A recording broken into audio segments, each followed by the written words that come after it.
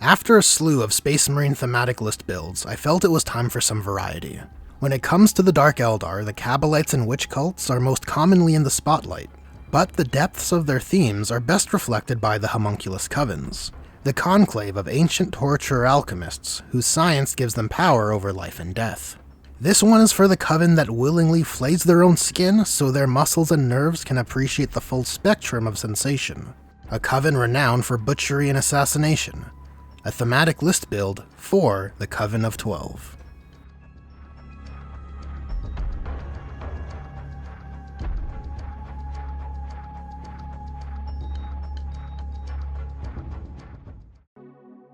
For those new, the goal of the Thematic List Build series is to create a 2K Strike Force sized list based around a theme related to the focused faction.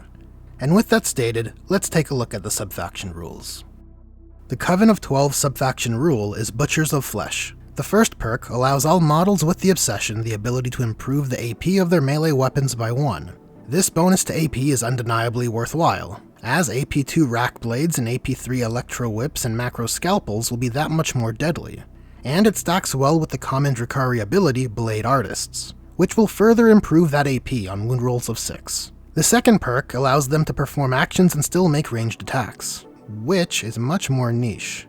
And racks, your infantry which are likely to be performing actions, aren't all that shooty either, but the perk does encourage action-oriented secondaries, which works well enough in the current meta.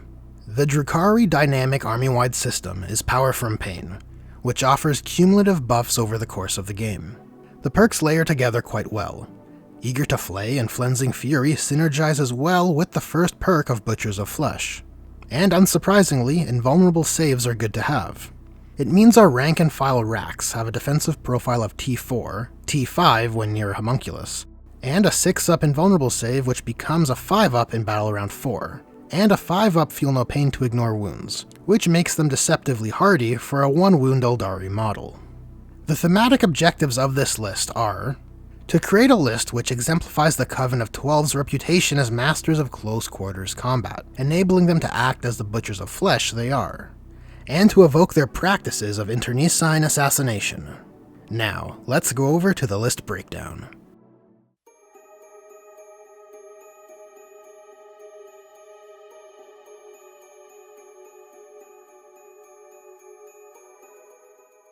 Let's start off with the warlord of this list. There's really only one choice, a Haemonculus with the Alchemical Maestro ability, an upgrade which will allow him to return from death when slain on a 2+ with D3 wounds remaining.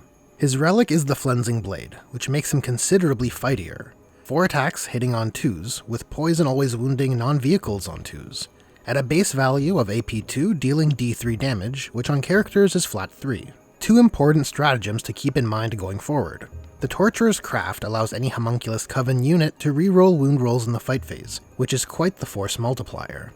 The other, which is more situational, is Potent Metallotoxins, which will allow poison to affect vehicles, which ordinarily it does not. His Warlord trait Twisted Animator is the one provided by the Alchemical Maestro upgrade, which allows him to return D3 slain racks back into a unit in your command phase, which pairs nicely with the standard Haemonculus ability Master of Pain, which increases the toughness of nearby core units. It's worth mentioning the exclusive Coven of 12 stratagem, a most inventive demise, which will allow our Haemonculus to devilishly take down characters standing on their last few wounds. The value Twisted Animator provides is quite good, allowing this Haemonculus to act similar to a Space Marine Apothecary. With that in mind, serving as the elite bodyguards of our warlord is our first cell of racks. Haemonculus Covens are organized into cells.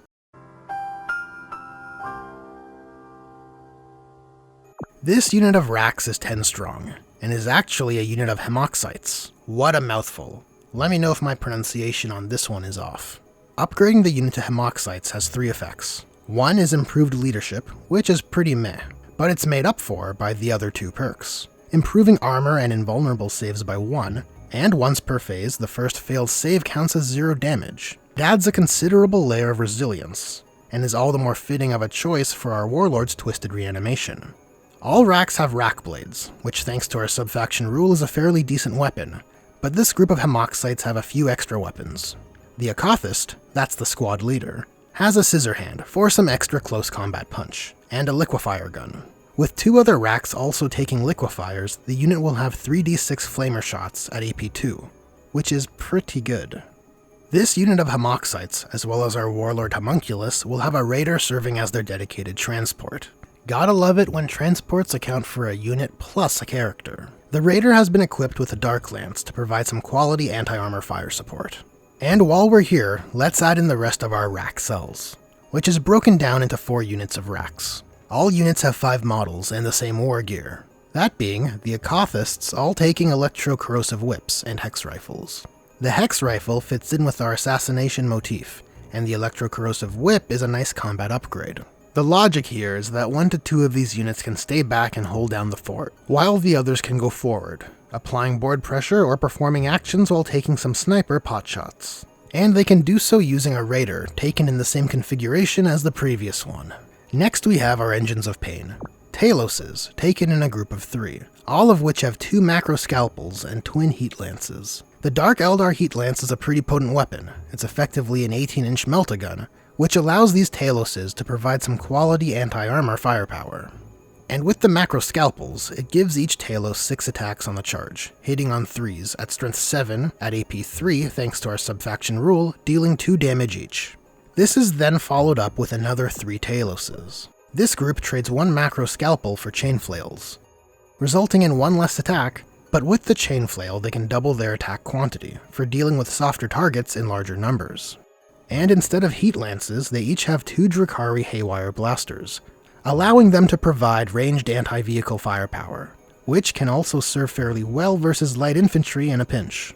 Next up, providing some elite infantry support are 2 units of grotesques, each 5 men, well, I guess things.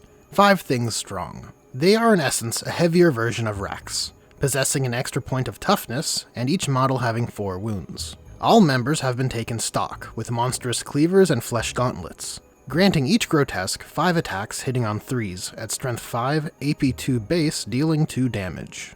And each of these grotesques will have their own Raider transports, each fitted with the Dark Lance. This might be a good time to bring in our next HQ, a second Haemonculus, another from the Conclave of 12.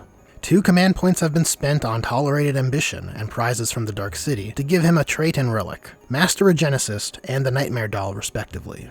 The Nightmare Doll relic gives this Haemonculus a bit more resilience, bringing his Feel No Pain to a 4+ from the 5+ army-wide Insensible to Pain. The Master Agenicist trait ensures the Fleshcraft healing ability restores flat 3 wounds instead of D3, framing this Haemonculus as a better support character for multi-wound units, where our Warlord is better with the single wound racks. This brings with it a strategic option. Depending on the mission and the matchup, you can choose for this Haemonculus to accompany a unit of grotesques and a Raider, or support the pain engines in the list.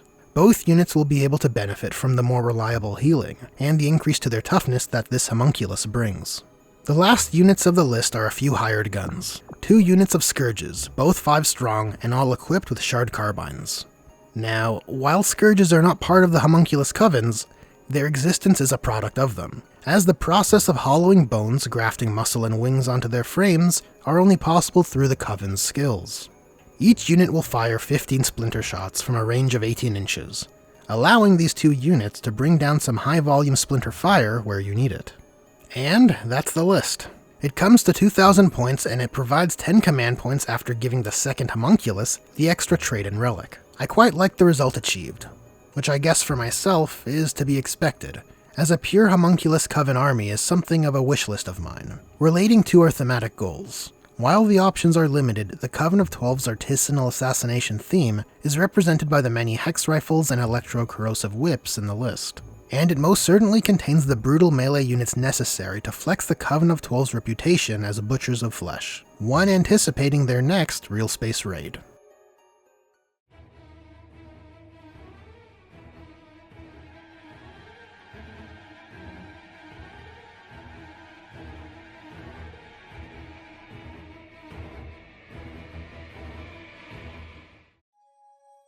That's a wrap on this one. Thanks for watching, and a special thanks to my patrons, Julius Maximus, as well as the others who help keep the dream alive.